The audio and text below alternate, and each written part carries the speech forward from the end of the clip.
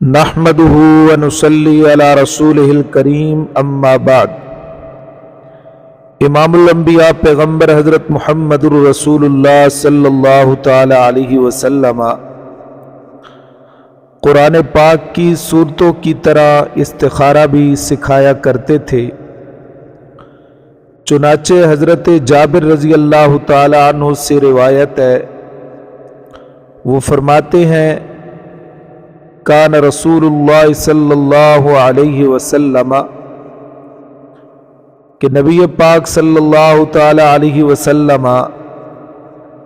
یعلمنا الاستخارۃ فی الامور کلھا کالسورۃ من القرآن، کہ ہمیں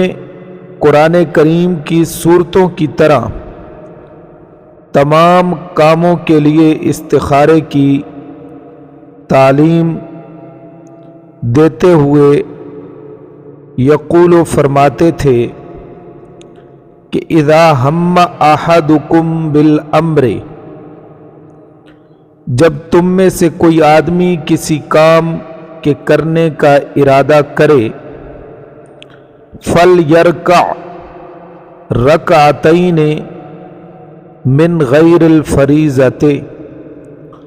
تو 2 رکعت نفل نماز پڑھے، ثم لیقل،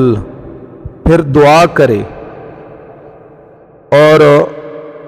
دعا اس طرح کرے اللہم انی استخیرک بعلمک واستقدرک بقدرتک واسألک من فضلک العظیم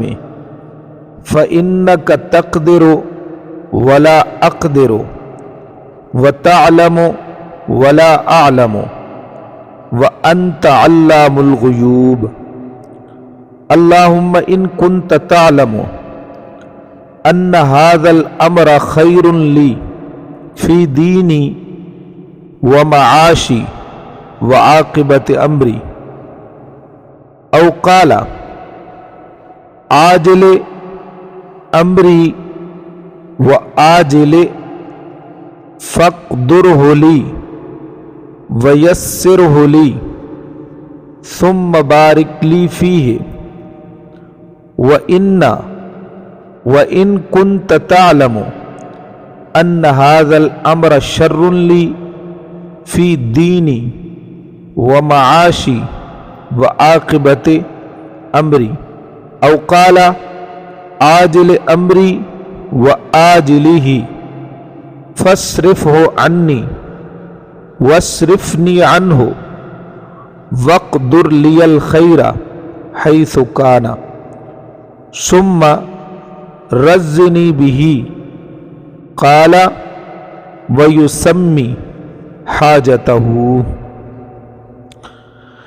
اس کے بعد اپنی ضرورت کا ذکر کرے تو استخارے میں ایک غلط فہمی ہے۔ علماء کرام فرماتے ہیں یہ اصول یا قاعدہ کلیہ نہیں کہ جو بھی استخارہ کرے گا اسے ضرور کوئی غیبی اشارہ ہو جائے گا، اس لیے غیبی اشارے کا انتظار نہیں کرنا چاہیے، بلکہ استخارے کے بعد سوچ سمجھ کر ظاہری اسباب کے مطابق جو بات مناسب لگے اسے اختیار کر لیا جائے۔ چنانچہ